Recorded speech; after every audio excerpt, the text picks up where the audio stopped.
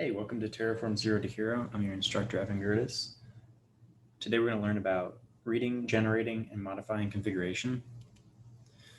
A backend in Terraform configuration determines how state is loaded and how an operation such as apply is executed. The local backend stores state on the local file system and locks that state using system APIs and performs operations locally. Here's an example of configuration. Here, we're using a backend local, and we have a path to the Terraform state file.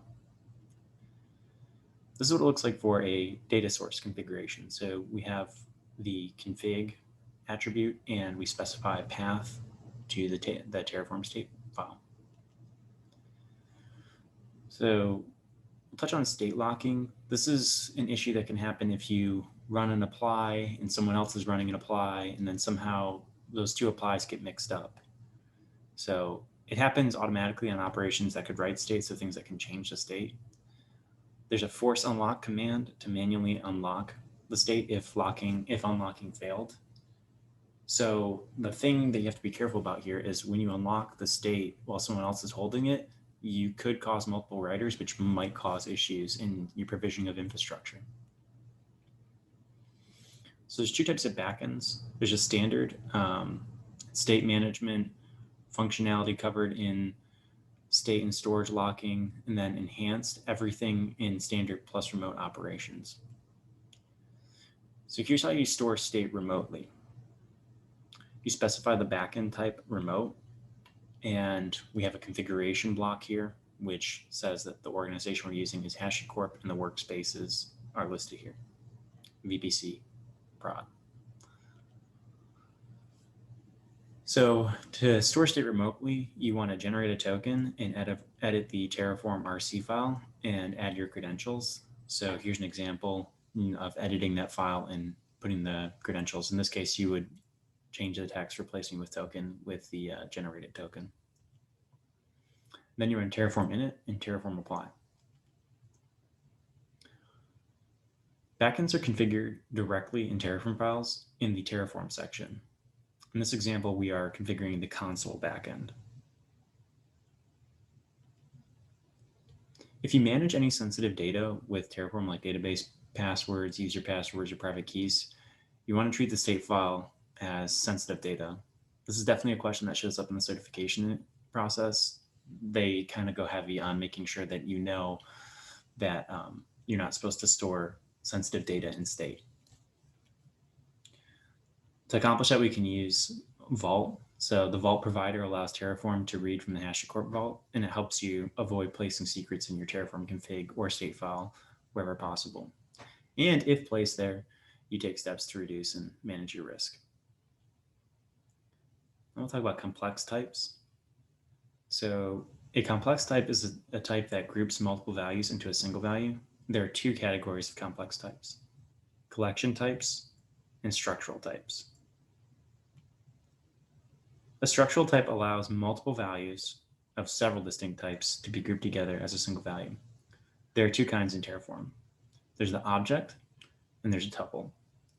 An object is a collection of named attributes that each have their own type. A tuple is a sequence of elements identified by consecutive whole numbers, starting with 0, where each element has its own type. Here's an example of an object. This object has a name of string and an age of number, and in this case, we're declaring name to be John and age to be 52. This is a tuple example. So we have a string number bool, and we can match that with the following example. The Terraform language has literal expressions for creating tuple and object values, which are described in expressions as list tuple literals and map object literals. A map or a larger object can be converted to an object if it has at least the keys required by the object schema. Any additional attributes are discarded during conversion, which means that these conversions can be lossy. If you go map object map, you might actually lose something in that conversion. A list can only be converted to a tuple if it has exactly the required number of elements. Sets are almost similar to both tuples and lists. When a list or tuple is converted to a set, duplicate values are discarded and the ordering of the elements is lost. When a set is converted to a list or a tuple, the elements will be in an arbitrary order. Whenever possible, Terraform converts element values within a complex type, either by converting complex typed elements recursively or as described above in conversion of primitive types. Here's an example. A module argument requires a value of type list string, and a user provides A15 true. Terraform will translate those values into A space and then true.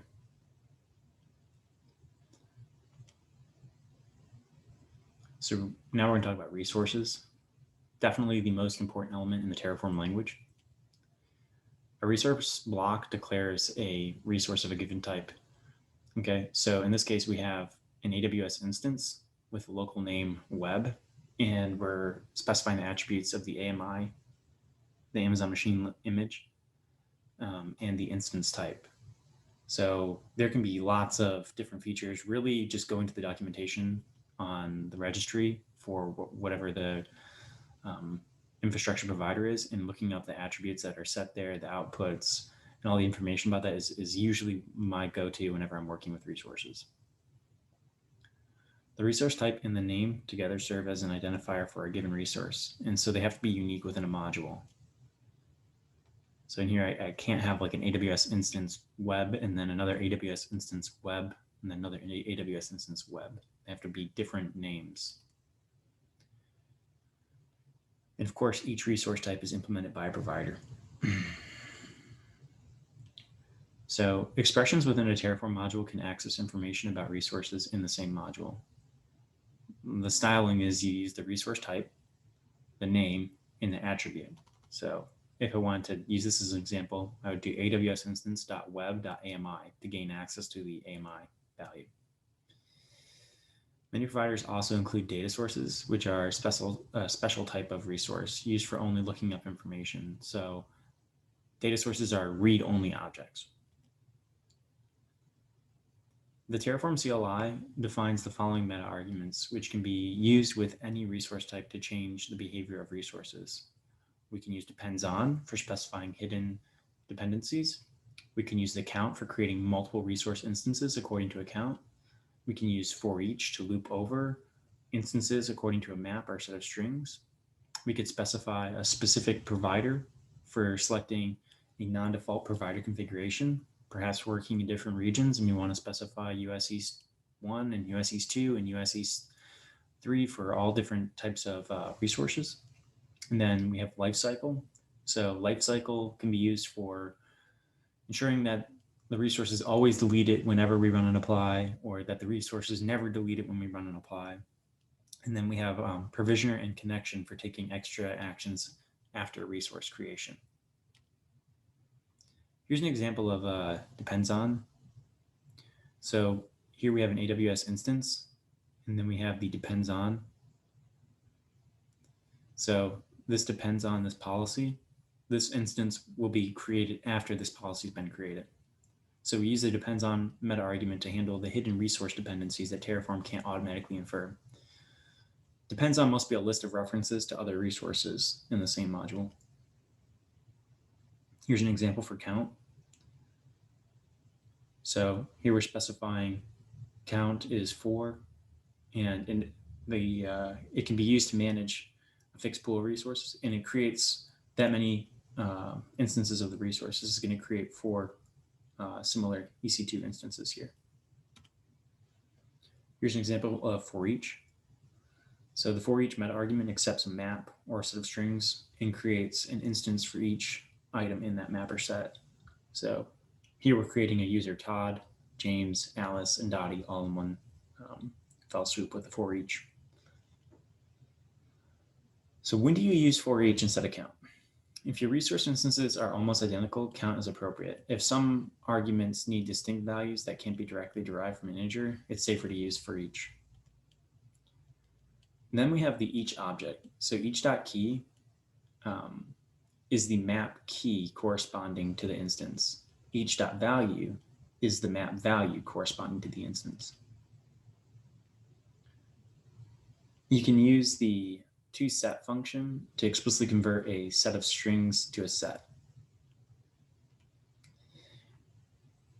The lifecycle block and its contents are meta arguments available for all resources, regardless of the type. So create before destroy is explicitly what it means. It means create this before destroying it, and it's true. So you can specify this lifecycle block in any of the resources.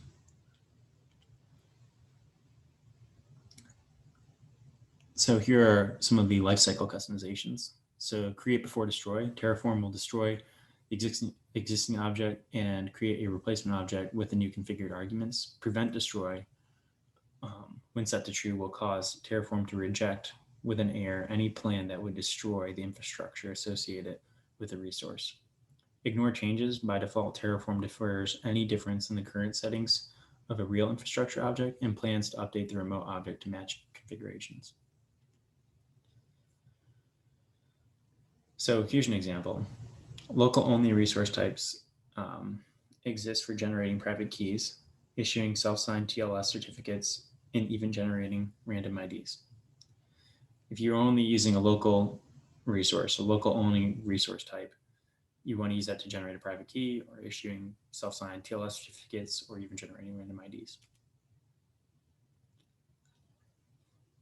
Some resources provide a special timeouts block, and that allows you to customize how long certain operations are allowed to take before being considered to have failed. Now I'll touch on data sources. So data sources allow data to be fetched over a computer. Data sources are these read objects where you can use them to get information about some sort of resource that you might have. So it's accessed via a special kind of resource known as a data resource. And we use a data block to actually declare them. So that's why it doesn't say resource here anymore. It says data. This is the data block, and it's read-only.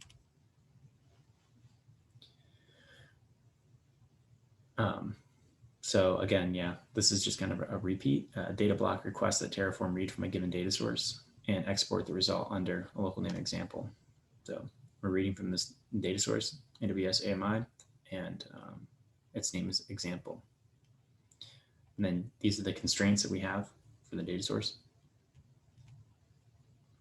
Here's the difference between resource and data blocks. So in a resource, it takes an argument, exports attributes. You can create, update, and delete infrastructure. And data blocks take args, export attributes, but they only read objects. Most items within a data block are defined by and specific to the selected data source. And these arguments can make full use of expressions and other dynamic Terraform language features. If the query constraint arguments for a data source only refer to constant values or values that are already known, the data source will be read and its state updated during Terraform's refresh phase, which runs prior to creating a plan. This ensures that the retrieved data is available for use during planning, and so Terraform's plan will show the actual values obtained. While many data sources correspond to an infrastructure object type that is accessed via a remote network API, some specialized data sources operate only within Terraform itself, calculating some results and expecting them for use somewhere else. Data for local-only data sources exists only temporarily during a Terraform operation and is recalculated each time a new plan is created. Setting the depends on meta argument within data blocks defers reading of data source until after all changes to the dependencies have been applied. So data resources support count and for each meta arguments as defined for managed resources with the same syntax and behavior.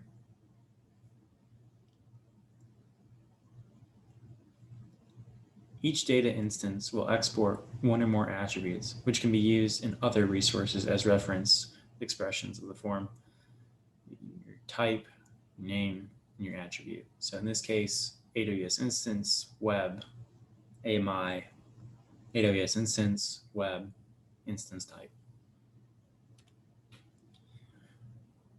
A data instance will be read and its state updated during Terraform's refresh phase. If the arguments of the data instance contain no references to be computed values, such as attributes of resources that have not been created, Data source instance arguments may refer to computed values, in which case the attributes of the instance itself cannot be resolved until all of its arguments are defined. Data instances that use computed values will be refreshed in the apply phase. A resource address is a string that references a specific resource in a large infrastructure. An address is made up of two parts. You have your module path and your resource spec. The module path addresses a module within the tree of modules. It takes the form module, that module, and then you have a module index.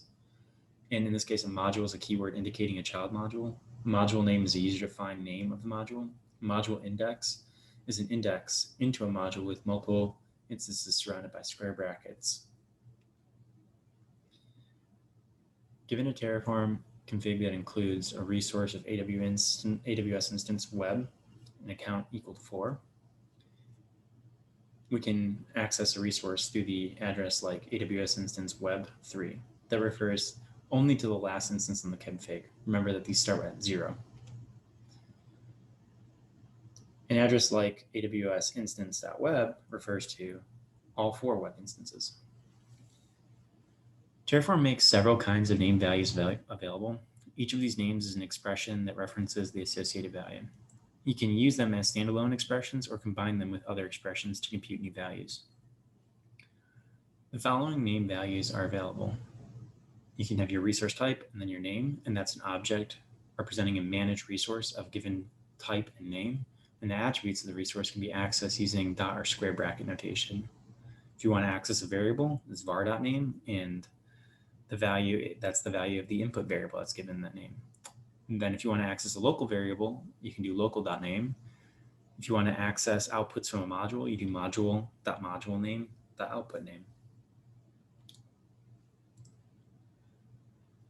Same thing, this continues for data sources. So data.datatype.name, that represents a data source of the given source type and name.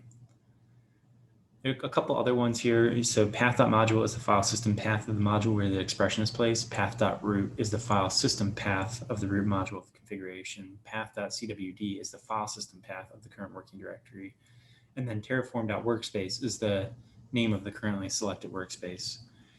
I tend to use this one quite frequently because you often have resources that are set up for sandbox, staging, production, and rather than having to make different directories for each one of those Terraform projects, it's easier to just use the workspace.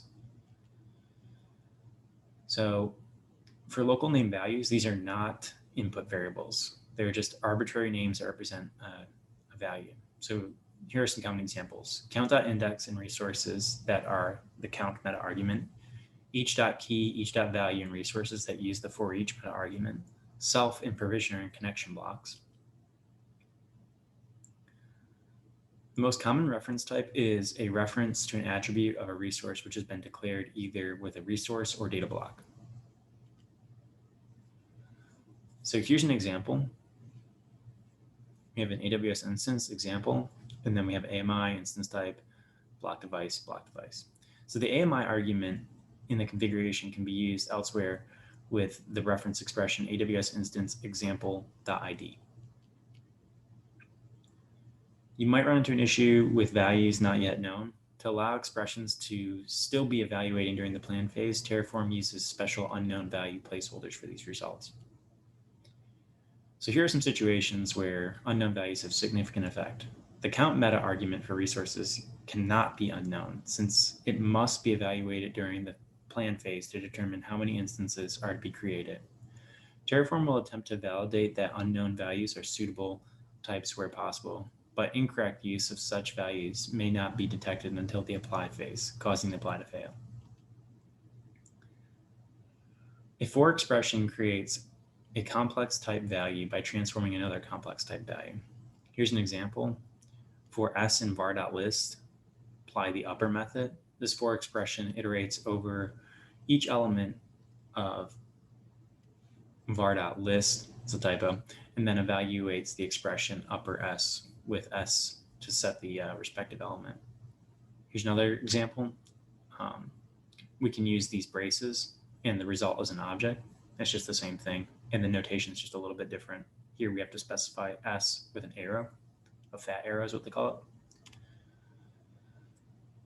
it. And so for O and var.list, O.id, that's equivalent to the splat expression. Splat expressions, really just think of this star thing as you're doing this sort of operation. You're iterating over all of the elements here.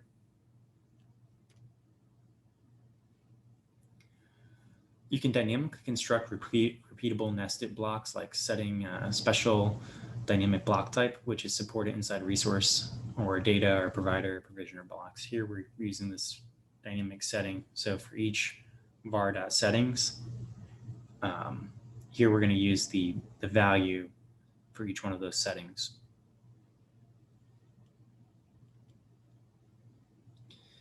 So setting specifies what kind of nested block to generate.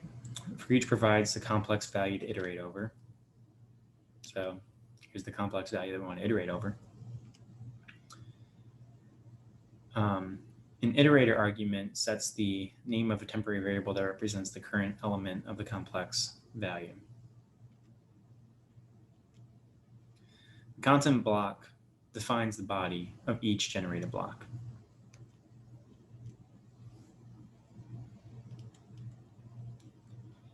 The iterator object in the previous example has two attributes. So we have our key and our value. Go here, and our value. Value is the value of the current element. Now I'll talk about built-in functions. So you can experiment with the behavior of Terraform's built-in functions from the Terraform console. You just have to type Terraform console. And then once you do that, you have an interactive kind of a terminal for running Terraform functions. If you want to test out different things, it's very useful for debugging expressions. So now we're going to talk about dependencies. So first, let's touch on managing implicit dependencies. So here we have an AWS, AMI, Amazon Linux data source being declared.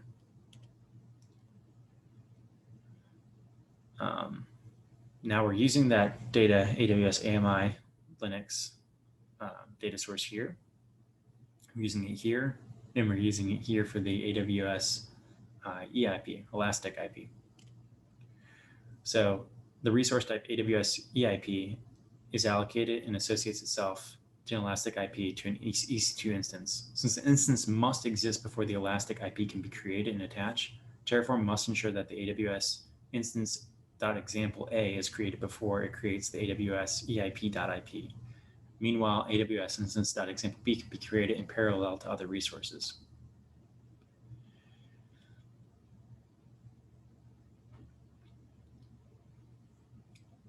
See how this is using the instance here. Here's an output.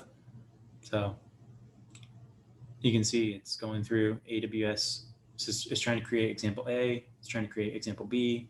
Example A still creating. Example B still creating. Example A still creating. Example B still creating. B complete, and then A is complete. And then here's the AWS EIP. So Terraform waited until the creation of EC2 instance example A was complete before creating the Elastic IP address. Terraform automatically infers when one resource depends on another by studying the resource attributes used in the interpolation expressions. In the example, the reference to AWS instance.example A.id and the definition of the AWS EIP.IP block creates an implicit dependency.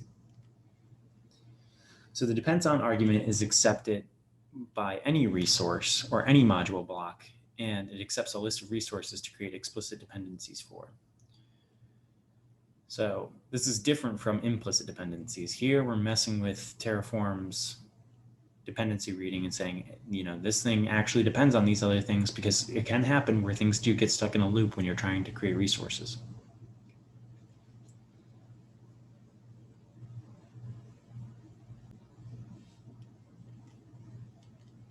So we'll go through this example here. We got to declare our provider and our backend. All right, now we have an AWS AMI. And we have example A, example B. These are both instances here. And here we're specifying that this AWS EIP depends on the AWS example a.id.